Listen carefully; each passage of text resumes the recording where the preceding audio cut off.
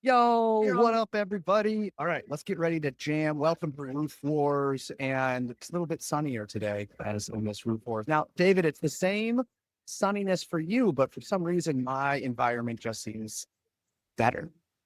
It's raining. It's raining out here. So you've got you're winning, buddy. You're winning. Okay.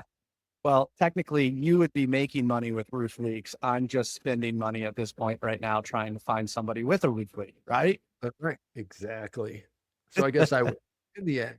Oh, yes, yes, yes. But the topic today, I think, probably favors me a little bit more when we talk about preventative maintenance and what do we do when it starts to get dry, Yeah. right? And maybe that's not the right way to be able to position it, right? But when we talk about preventative maintenance, we're talking about going out to a site when the client doesn't have a problem or a goal. So I'd like to kind of unpack that today, if you're cool with it, and just talk about what is preventative maintenance, what is it not, and then I would love to be able to share some, I'll say, war stories or some fun things that I've been able to do to kind of hack the system to be able to ensure that we get the same result as a preventative maintenance, but we don't necessarily got to sign the agreement. Yeah. Love it. All right. So Let's when I do it. say preventative maintenance, what do you think? What comes to your mind?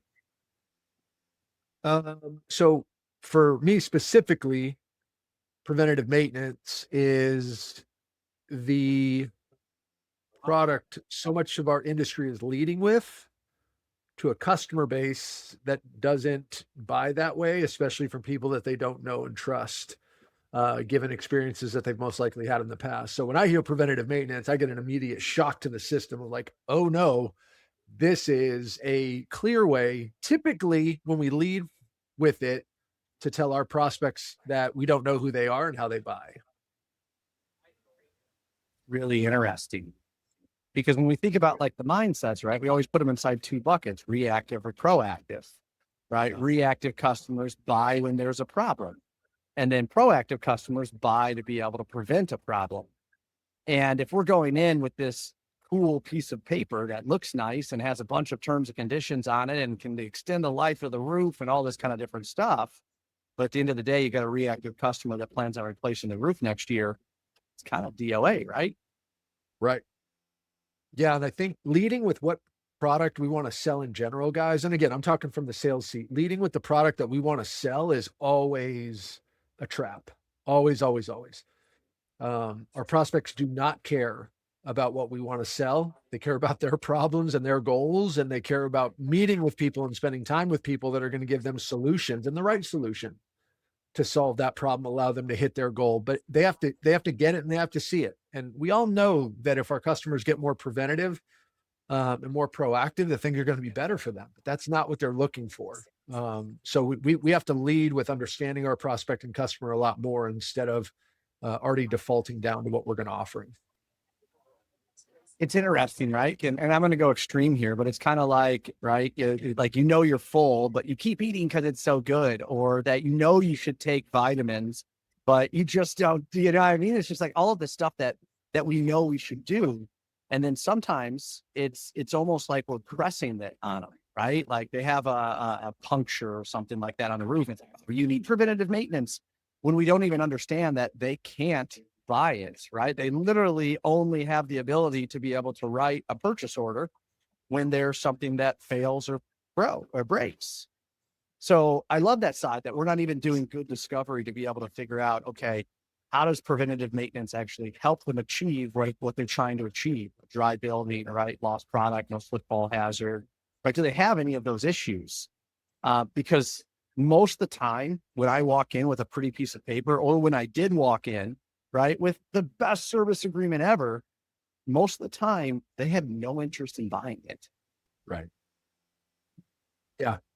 Yeah. And I do think, guys, the soapbox spotlight, please, for a couple of minutes. Thank you. The the strategy of the preventative maintenance, it makes sense. It allows us to create a relationship. It allows us to get back out there. But we sell a lot of preventative maintenance agreements, guys. And the one thing is that we don't actually have to put a proactive product in front of them to get our customers to be proactive. We need to be managing the account proactively. And it's through our account management strategies of how we actually reach out to our customers in 5 specific ways to proactively give them the opportunities to solve problems before they create disruptions, that creates a proactive buying rhythm and then allows us to be able to put preventative maintenance in front of them in a way that actually works. But I don't want to call it a cheap trick, but ultimately it's just not necessary. It's not necessary to get everybody signed up for preventative maintenance if we just work the account and generate the relationship that we're able to generate through consistent touch points. We say it all the time, guys. I don't care about the repairs. I don't even care about the replacement. The only thing I care about is the relationship. And that's what we just need to focus more on. And then preventative maintenance isn't as critical. All right. So I'm going to back this down. I'm going to change the flow a little bit in this, because when definition of reactive or react, you can look it up. I'm probably close to it, is to be able to do something after a situation or event has occurred. Right. Simple way. They had a roof leak. Now I'm going to call a roofer.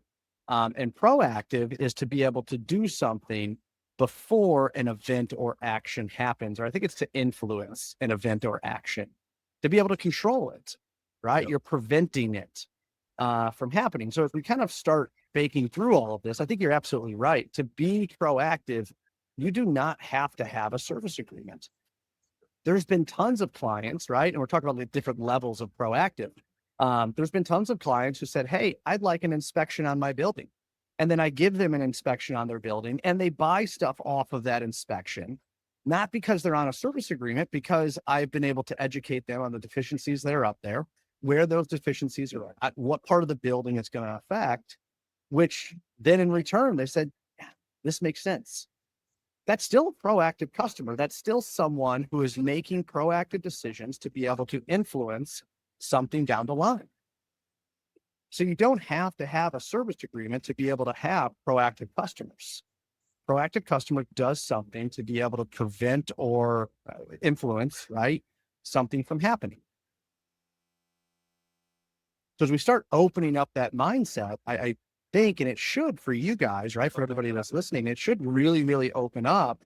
Okay, do I have proactive customers that I don't even know? Because sometimes we look at our business and we're like, how we got 10 service agreements. Okay, so you got 10 customers who have literally put money on the table to be able to say, I'm going to pay you to be proactive. And sometimes it might be because they had a manufacturer's warranty. Sometimes it might be because their company requires it. It might be because they are an Amazon, server, right? They host servers for Amazon or whatever it turns out to be, and they can't even afford water to come in, right? Or get food manufacturing, different things like that. That's required. So I think there's absolutely segments within our world, right? Within our industries or verticals where service agreements work. But I think what you'll find is that even though you have a pretty beautiful service agreement, it doesn't mean that everybody's going to flock in and be like, man, this is awesome. Can you give me this? Can I do this? Most times they're going to hold back. Yeah. And again, guys, it's not about what we want to sell, right? It's not about selling service agreements. It's about putting together a plan for our customers that helps them achieve their goals and avoid their problems and pains. And when that requires preventative maintenance, they're not buying preventative maintenance. They're buying a plan that helps them achieve what they want. And we've got to give to get, guys. Like this whole idea of like, oh yeah, we're going to take squares off the street. Good. Like keep looking at it from your perspective and keep only caring about your business. And we're going to see how far you get with that. I don't want to take squares off the street. I want to generate relationships where people rely on me to achieve the outcomes that they want. Then from there, the quote unquote squares are off the street. But at the end of the day, this is about relationships. This is about valuable relationships that keep people close to you because you are the key to the future that they want to achieve. But I'm going to say it over and over again. We have got to lead with what they want. And to lead with what they want, we got to understand what they want. And then we put the right solutions together for them. I'm thinking in a lot of the conversations that I have, right? And it typically goes somewhere along the line, right, within our coaching side, to be able to say, when you guys have a problem like this, do you typically budget for it? And there's so much to unpack from that one question, because it's going to put them in one of three buckets. And this would be my challenge for you guys, is to be able to figure out, look at your whole book of business and say, okay, what type of clients do you have? You have your reactive clients, and those are the clients who are going to call you when they have a problem. Now, you can still go out, do an inspection on their building. Okay. And you can do an inspection. And to some extent, right, we can even talk about, you can have a preventative maintenance agreement in place where you go out there, you do the preventative maintenance, and you give them the report, but they don't buy anything until something breaks. Think about that. You have a preventative maintenance agreement, which is the most beautiful thing inside the world, right? Like, they have it, you're out there, it's everything that you guys want. Well, here's my question. Based upon what you're providing them, the data that you're providing them, the deficiencies that they have, are they proactively buying it? Because that might contradict the agreement that you have inside place, which is to give them information proactively to be able to help influence or prevent problems from occurring. So look at your customers. When are you going out to do work with them? Is it after they've reported some type of issue? Do they call you after a rain event happens and says, hey, I got a leak. Can you come give me a proposal to fix it? That's a reactive mindset. Now you have proactive, I'll say type 1 customers. And those are the customers that say, yep, I want an inspection. Yes, I'd like to know what's going on my roof before something happens. Now, the reason they're level 1 is because they don't do anything, right? They're taking that information, but they don't do anything. It means they're letting us go on the roof. They're letting us inspect the roof. Maybe we have a preventative maintenance agreement with them. Again, beautiful. But at the end of the day, they're not buying something until something breaks. That's still a reactive buyer. And then level 2, right? Those are your proactive customers, to where you're going out there, you're doing an inspection on the building, you're finding the deficiencies. And then after you find the deficiencies, they're proactively buying it, right? And those are the customers, a lot of times, easy way to think about it, they have budgets, right? That's a great proactive way to be able to say, we have set money aside to be able to invest into the property, to be able to reduce the amount of leaks that are coming in the building. But here's the flip side, to be able to say, are they 1 or 2? Because even though they have money set aside, when do they spend that money? They do it after a rain event comes in, or they do it proactively to say, hey, we'd like to get this done inside Q2, so on and so on. They are proactive thinkers. So I'm really trying to break this apart for you guys to be able to, almost with David, what you're saying, understand your customer. Understand when your customer buys. Just because they have a service agreement doesn't make them proactive. It makes them level 1 proactive, but you're surely not getting ultimately the return on investment for what you guys are doing to go out there and find the deficiencies. And David, I'll even tie this in deeper to you. We talk about serving our customers, right? Well, if we go out there, do an inspection, and then they don't buy anything off of it, I personally don't feel fulfilled. Right. It's going to rain on Tuesday, and I know exactly what roofs are leaking. Like, I'm not proactively helping this customer. I gave them all of the information, but I'm still reactively helping them. So kind of unlocking, right? What is proactive and what is reactive, and how do our customers respond? Because now we can start putting together an agreement. Okay. Doesn't have to be a proactive agreement, but now we can start putting together an active agreement to be able to say, you buy reactively. Perfect. We have tons of customers that reactively respond to leaks. Here's what we do with them before them, right? And then you're proactive. Your company requires you to get annual inspections to turn over to the roof consultant. Beautiful, right? Or you're that level 2, right? Which is the ones that say, yeah, we do budget. We're going to use your reports annually to be able to create the budgets, and we're going to proactively do something, right, to influence the water coming in the building. So I challenge you guys with that. I know that was a lot right there, but I challenge you to be able to say, who are my customers, right? Not inside the sense of who has a service agreement and who doesn't, but I have had tons of customers that spend millions of dollars every single year with me proactively, and we're never on a service agreement. Yep.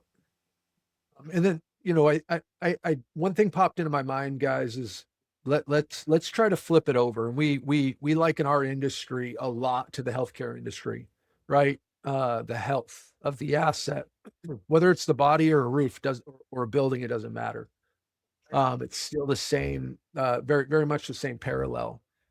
For our industry, guys, You know, if we just want to like judge our customers and have all the things to say about why they're not more preventative with their roof maintenance, why don't you go in for a checkup every 6 months? I know I don't. I know my wife has to secretly set appointments for me to get me into the office to get me to go see the doctor because I'm not going. It does not matter. I do not care.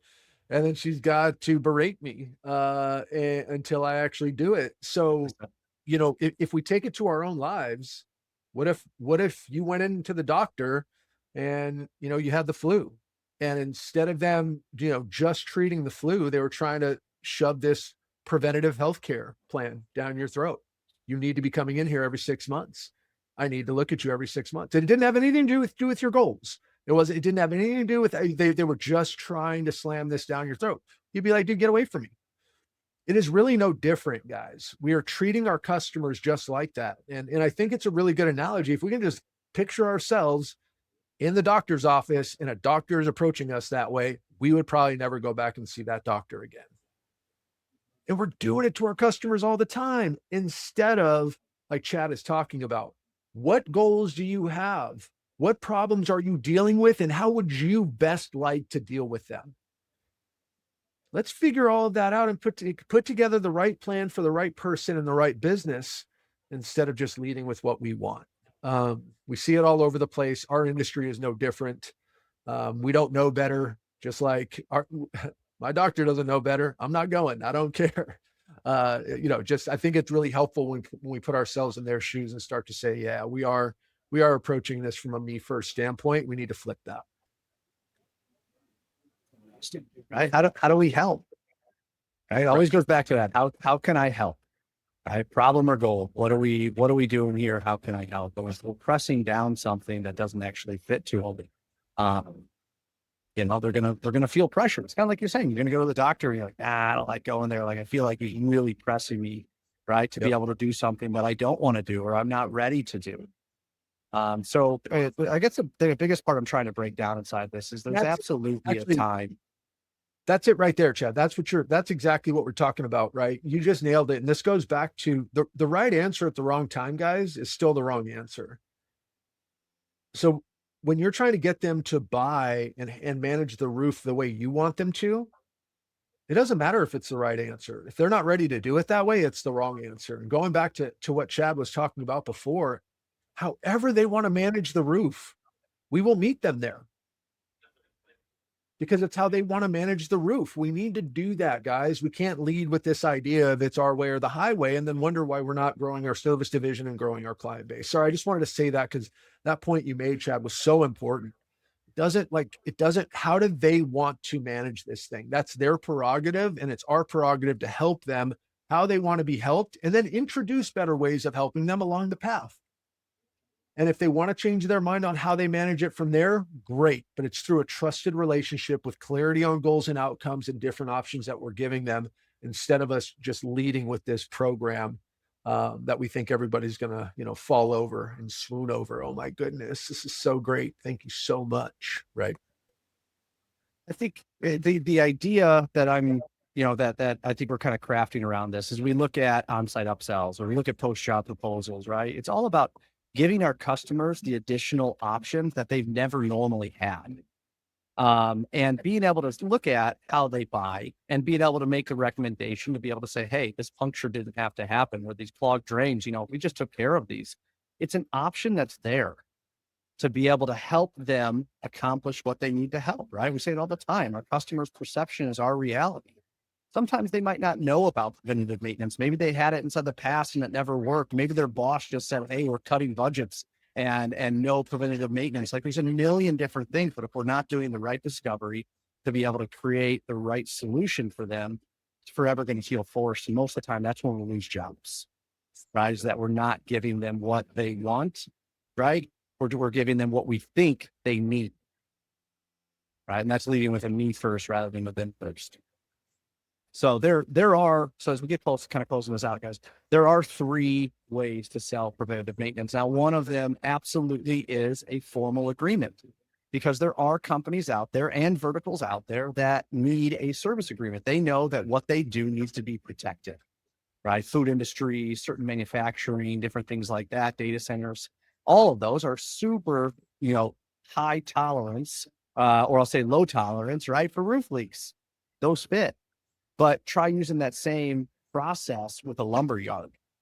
Ain't gonna happen, right? Still might be a beautiful 60 mil roof, but it's a completely different business model. So understanding who you're talking to is a huge part. Now, the second and third way to be able to get into it, that goes further into what we call reoccurring revenue builder, which has nothing to do with preventative maintenance. It has everything to do with creating reoccurring revenue. Something as simple as getting back on the roof 12 months out can be very similar to a preventative maintenance agreement. And it can be tied into your warranty. It can be tied into all kinds of different things. But at the end of the day, David, I think you kind of said it best, right? Like, we're here to help. How do we help our customers? Do we help our customers with a 6-month post repair inspection, a 12-month post repair inspection?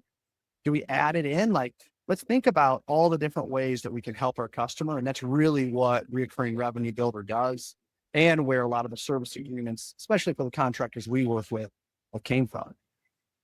So, David, anything you want to close out in this session specifically about preventative maintenance and kind of unpacking it? I think it's the most important point, guys. If somebody's going to help Chad out as a customer right now, it could be with a pina colada. So I think that's the right solution for the right problem right now for you. And I think you should I think you're right. see if somebody wants to help you with that. That's, you know what? I'm sure there's someone here who can make that happen. All right, guys. Thank you. Thank you. I appreciate everybody joining in. Check out a lot of the other sessions that we've done. We've had some really cool sessions that have brought in some territory titans throughout it. We're going to continue to do it. If you guys ever have any topics or anything that you want addressed, go ahead, hit us up inside school. It's the 8-Figure Service Division, where we're in every single day, jamming out, growing service businesses, and feeding in, right, to the best of the business to be able to create more territory titans. So love it, guys. Thank you. Thank you. Mr. Bonnie, thank you. And we'll see you guys in 2 weeks. Later. See you guys.